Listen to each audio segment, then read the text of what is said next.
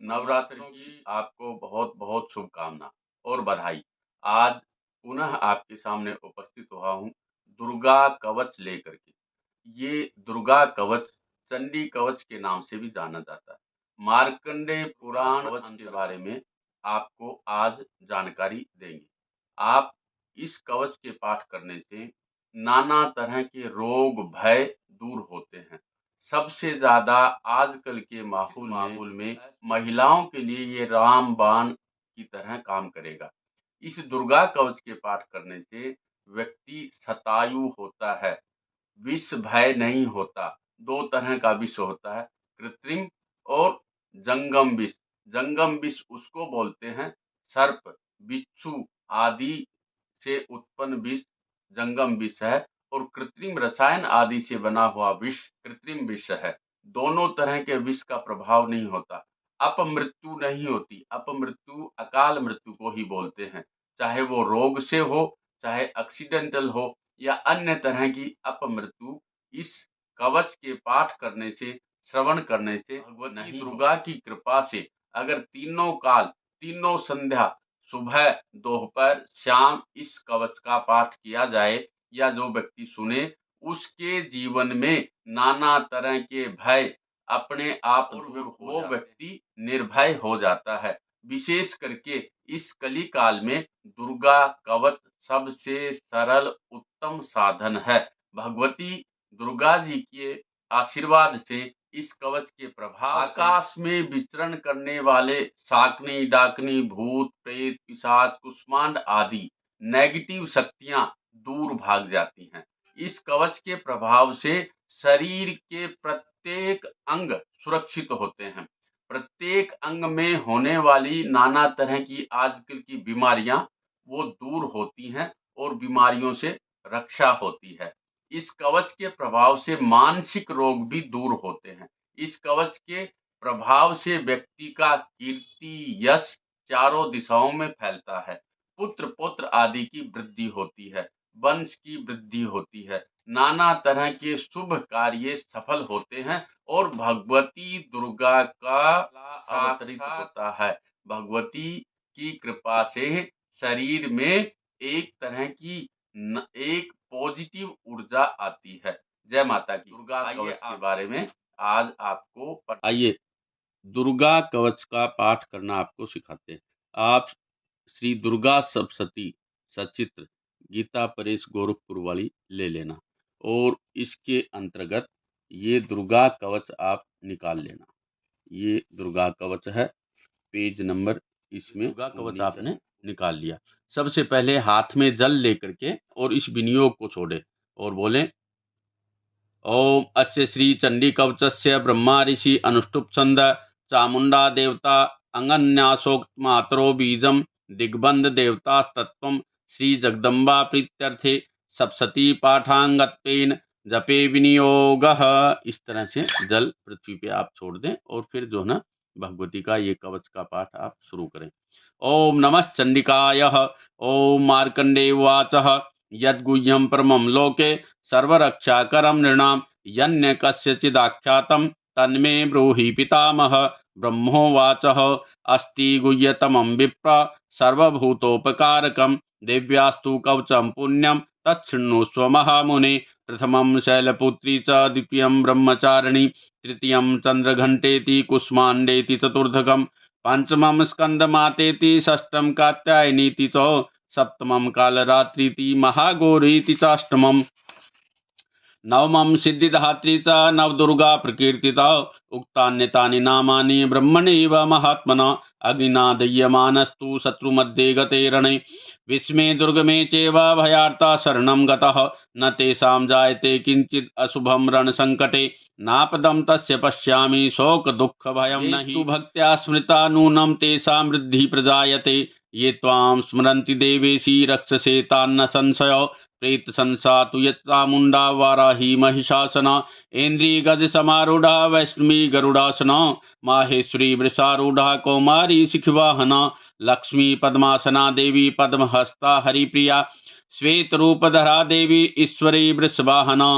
ब्राह्मी हंस समारूढ़ा सर्वाभरण भूषिता इत्येता मातरः सर्वा सर्वयोग समन्विता नानाभरण शोभाढ्या नानारत्नोपशोभिताः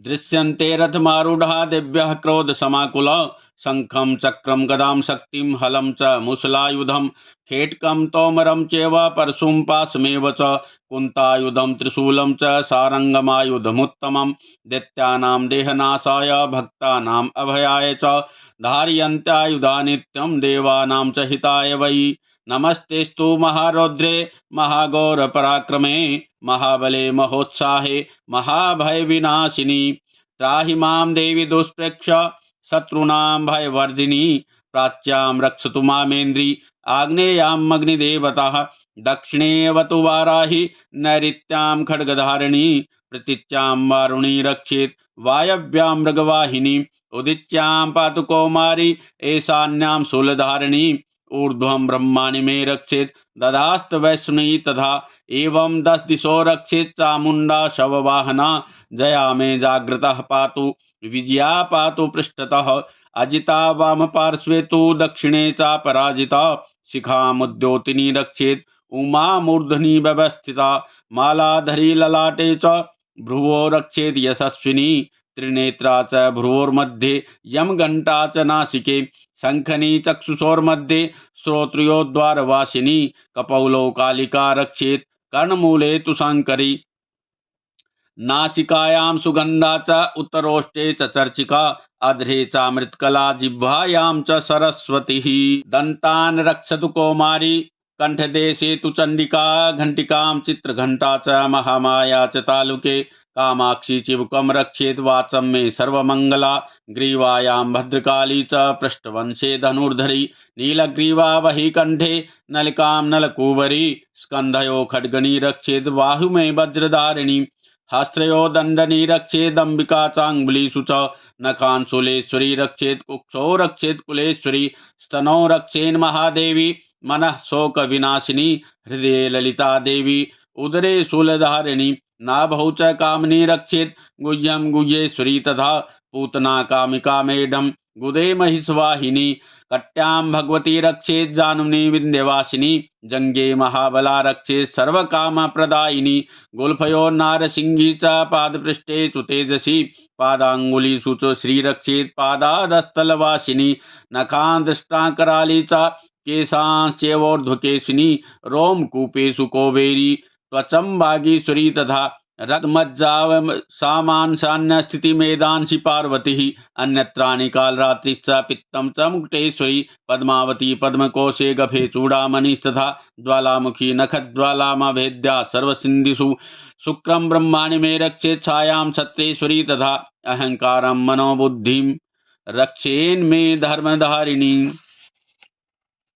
प्राणापानौ तथा व्यानमुदान च समानकं वज्रहस्ता च मे रक्षेत् प्राणकल्याण शोभना रसे रूपे च गन्धे च शब्दे स्पर्शे च योगिनी सत्त्वं रजस्तमश्चैव रक्षेन्नारायणी सदा आयु रक्षतु वाराही धर्मं रक्षतु वैष्णवी यशः कीर्तिं च लक्ष्मीं च धनं विद्यां च चक्रिणी गोत्रमिन्द्राणि मे रक्षेन् पशून् मे रक्ष चण्डिके पुत्रान् रक्षेन् महालक्ष्मी भार्या रक्षतु भैरवी पंथानां सुपथा रक्षेन् मार्गक्षेमकरी तथा राजद्वारे महालक्ष्मी विजया सर्वतः स्थिता रक्षाहीनं तु यतस्थानं वर्जितं कवचेन तवु तत्सर्वं रक्ष मे देवी जयन्ती पापनाशिनी पदमेकं न गच्छेतु यदिच्छेत् शुभमात्मनः कवचेनावृतो नित्यं यत्र यत्रैव गच्छति तत्र तत्रार्थलाभश्च विजयः सर्वकामिका यं यं चिन्तयते कामं तं तं प्राप्नोति निश्चितं परमैश्वर्यमतुलं प्राप्स्यते भूतले पुमान्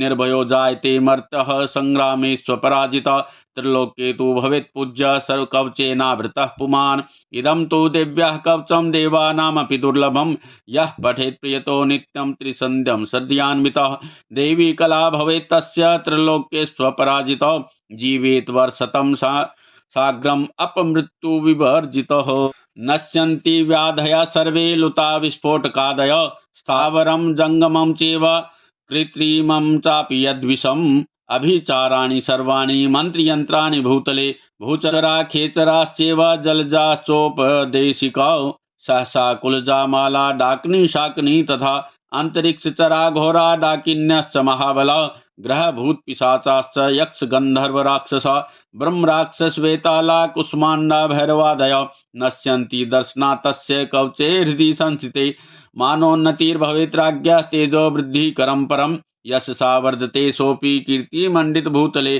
जपेत् सप्तशतीं चण्डीं कृत्वा तु कवचं पुरा यावत् भूमण्डलं धत्ते सशैलवनकाननं तावत् तिष्ठन्ति मेदिन्यां सन्ततिः पुत्रपौत्रिकी देहान्ते परमं स्थानं यत्सुरैरपि दुर्लभं प्राप्नोति पुरुषो नित्यं महामाया प्रसादत लभते परमं रूपं शिवेन सह मोदते।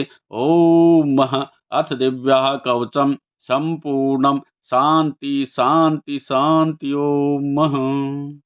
इस तरह से भगवती दुर्गा के इस कवच के पाठ करने से नाना तरह के उपद्रव शांत होते हैं, व्यक्ति निर्भय होता है, व्यक्ति के जीवन की सभी समस्याएं भगवती माँ की कृपा से दूर होती हैं।